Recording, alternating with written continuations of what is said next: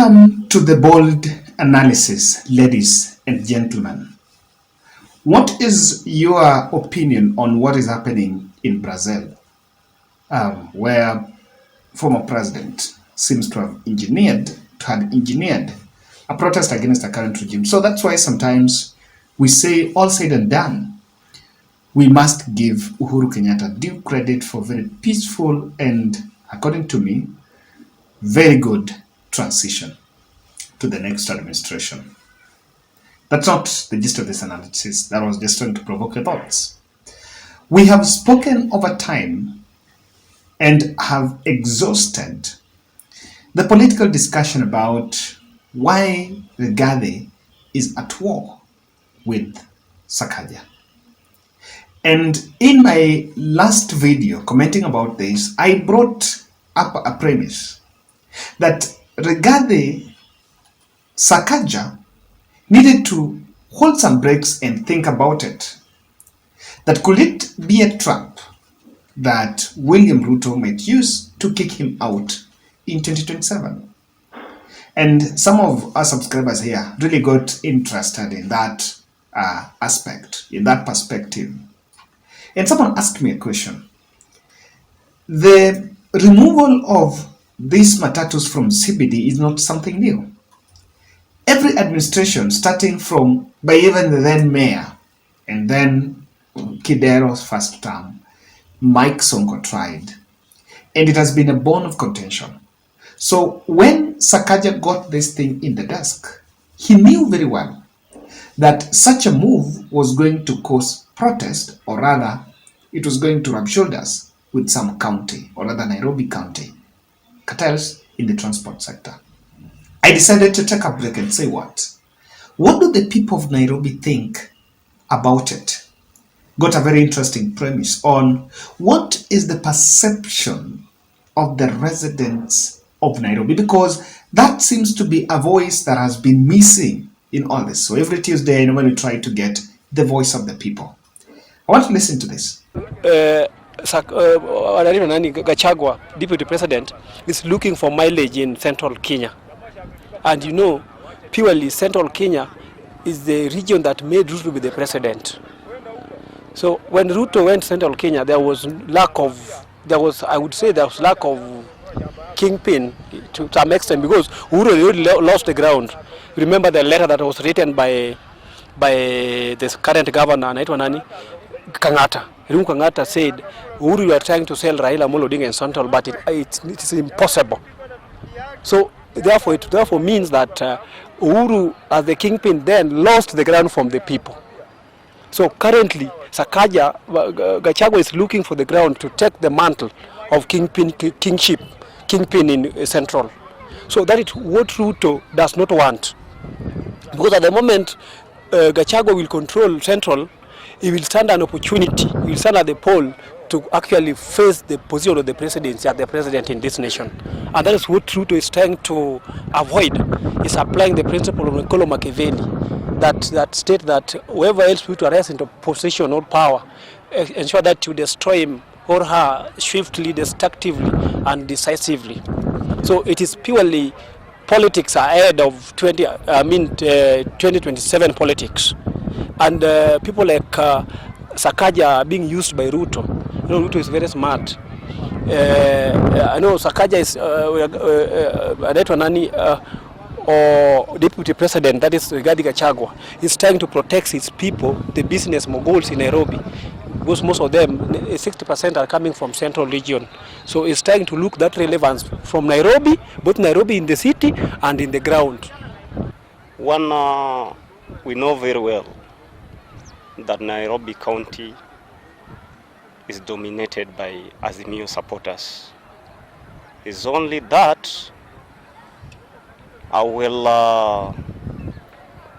think I will not agree with Rigathi Gachagua saying that he made Sakaja the governor, because Sakaja became the governor of Nairobi just because the residents of Nairobi had no choice, because it was the best by then.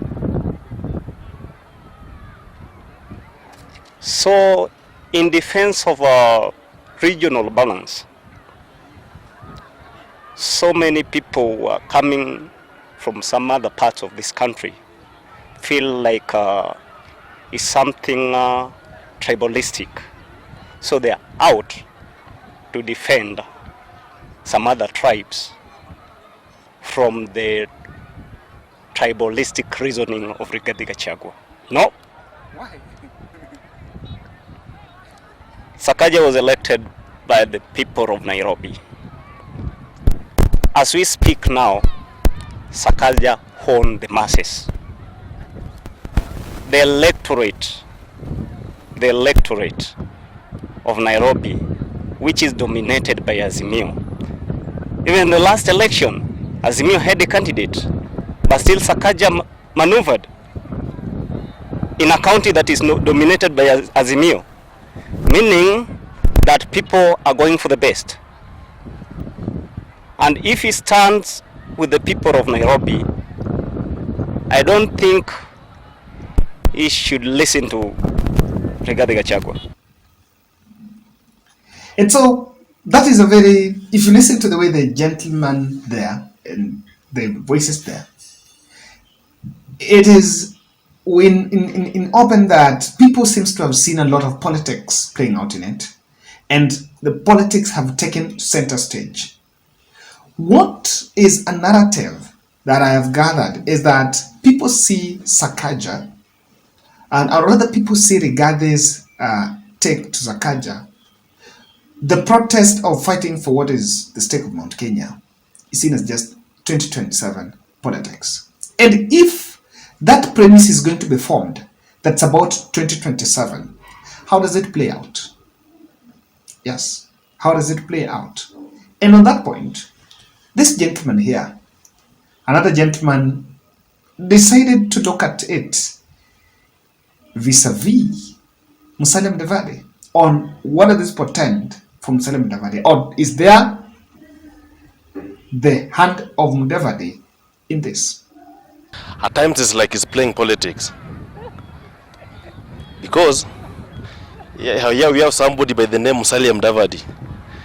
To me, I think it's like he's curious. It's about something to do with curiosity. That is like Mudavadi, maybe through Sakaja, they want to outsmart him. You know, from the one man by the Sugoi man, William Samoei Ruto. Yeah, the president. Yeah. Why am I saying so?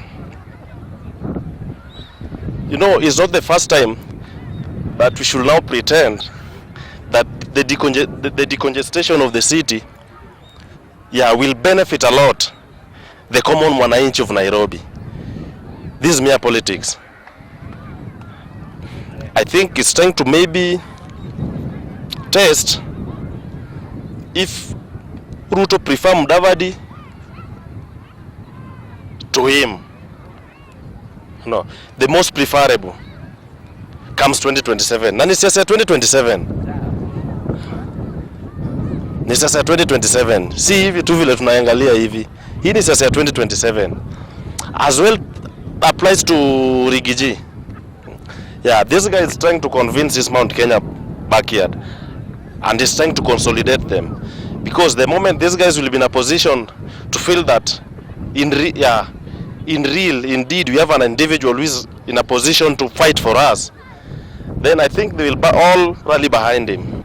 You know, the Mount Kenya tycoons and the cartels, they believe that is a quite number of them who run the economy of Nairobi, and it's a mentality, they have it at their disposal. They believe that it's them who run Nairobi, and again it's them who invest in Nairobi more than the other 49 tribes. You know, so I believe that Sakaja was very, very conversant and aware of this.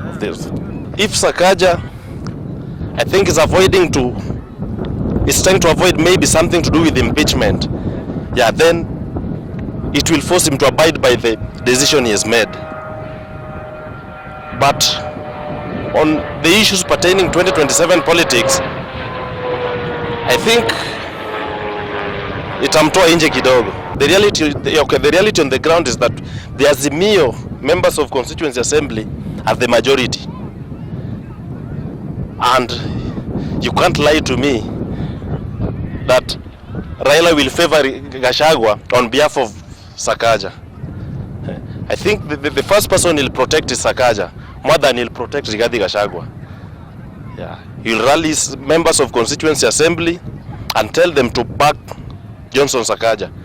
Sakaja decisions zake ziko pa ni maybe tuseme kwa common mwananchi. Unaona? Na pia tu kwa yule tu common mwananchi mwenye saa zingine pia elewi.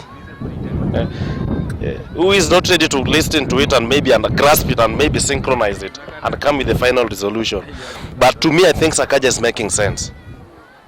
To me, Sakaja is making sense. In fact, a lot of sense. Of which is a fact. So long as we have political stability, yeah, everything will be all right, economically and whichever way. No. So, this is a very good piece of advice to my honorable Deputy President. Please, I'm hereby advising him, without any fear of contradiction, that let him get out of Nairobi politics or any this, let me say, this domestic politics. He's a national leader, yeah, regardless of the fact that maybe he was, yeah, clinched into that position from just being a one-term MP. Yeah, so far we've accepted the fact, yeah, and we've abided with the fact, and we are ready to work with him. But let me just advise him furthermore. Please, Bwana Deputy President, wachana na mambo ya siasa na siasa ya ethnicity. Nairobi ni, let me say, Wakenya wote wenye maybe wako na capacity ya kukuja Nairobi wanaweza kuja, regardless of your tribal line. So the moment you are coming to Nairobi and playing your petty politics, and again coming in the public domain telling us that you are protecting your Mount Kenya, let me say like something of that sort, your Mount Kenya people, it doesn't add any sense, and it doesn't make any sense. And I tried to ask the gentleman there. So there is another aspect that Raila could defend Sakaja. Of course, Raila would defend Sakaja because just to be with the people of Nairobi, and he's the senior, I think he's the most popular politician in Nairobi as things stand now, Raila Odinga. But it must not be lost to you that Raila is also from ODM party. So will ODM embrace Sakaja and even give Sakaja candidature or support Sakaja's candidature if they fall out with William Ruto because of the Rigathi's onslaught? Let's listen to what this guy is saying. Hii mambo ya Nairobi ni siasa tupu tu. Ni siasa tupu 100%. Kwa sababu hii Nairobi iko mara mbili. Ukiangalia jamii ya watu wa Mount Kenya wanaamini Nairobi ni county moja extra ya diaspora yao. Ukirudi uangalie Nairobi pande mwingine, kingpin wa Nairobi ni Raila Odinga. Sasa hii Nairobi ina mng'ang'ano dhidi ya hizi vyama viwili, UDA na Azimio. Sasa hii siasa imewekwa Nairobi, inawekwa tu kwa kuleta mgawanyiko dhidi ya Azimio na UDA. Sakaja akiingia kwa hii mtego, ndio anaingizwa kwa hii mtego, na akiingia kwa hii mtego, siku zinakuja za usoni itamdhuru zaidi kwa siasa zake. Kwa sababu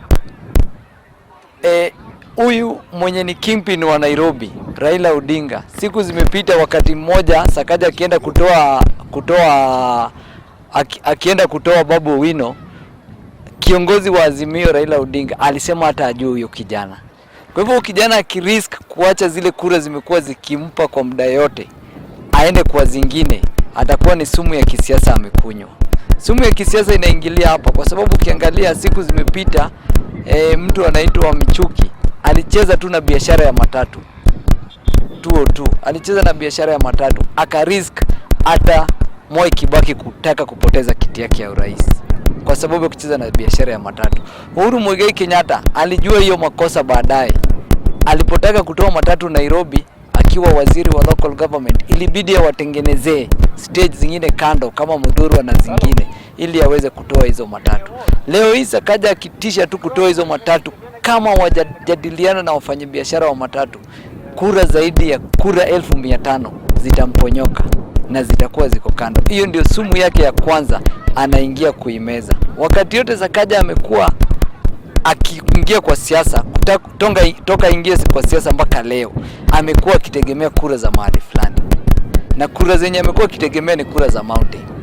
Leo hii akipoteza hizo kura, Sakaja anakuwa si Sakaja tena. All said and done, one thing is out and clear, that one of the dominant narratives on this fight between Sakaja and Rigathi is that it's about 2027 politics. And so, because that is the speculation, or rather that is the big picture that people are seeing, it should not be lost to William Ruto that Nairobi vote will be at stake if this is to continue. And that's why I support that perhaps it's about time William Ruto to sit down with Rigathi Gachagua, dress down Rigathi Gachagua, that as much as it's fighting for our people, it also dents the hopes of getting city votes in the next general election, if indeed they are interested in a re-election. That's my point. Let's meet in the next.